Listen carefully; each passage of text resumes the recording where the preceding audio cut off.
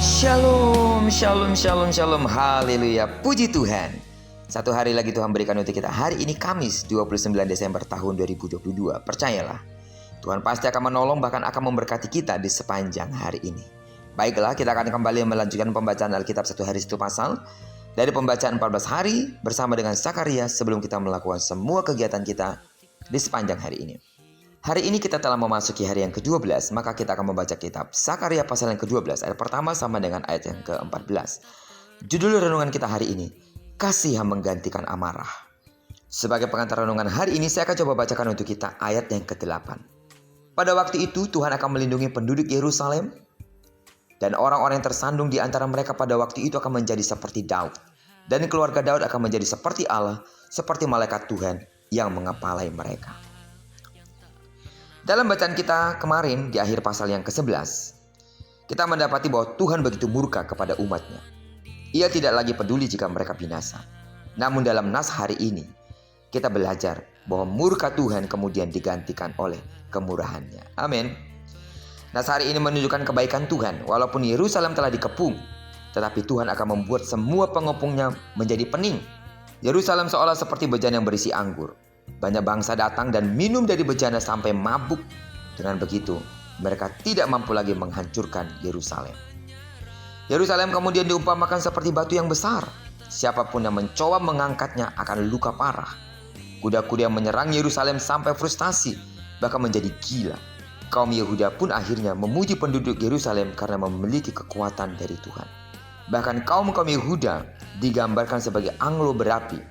Mereka menyambar ke kanan dan ke kiri dan menghabiskan segala bangsa di sekeliling. Akan tetapi Yerusalem akan tetap berdiri tegak. Semua ini menekankan betapa Tuhan akan membuat Yerusalem tidak terkalahkan.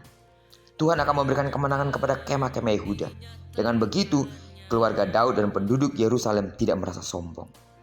Selanjutnya, Tuhan akan melindungi Yerusalem. Caranya dengan membuat warganya yang paling lemah menjadi sehebat Daud. Keluarga Daud sendiri akan menjadi seperti malaikat Tuhan yang memimpin mereka. Itu menggambarkan betapa hebatnya mereka. Itu seolah ingin menekankan bahwa Yerusalem tidak mungkin kalah. Segala bangsa yang mencoba menyerang Yerusalem akan dipunahkan. Jika karena ketidaktaatan Tuhan menyatakan murkanya dan mendisiplin kita, maka jangan putus asa. Tuhan adalah Allah yang murkanya cepat berganti menjadi anugerah jika kita mau bertobat.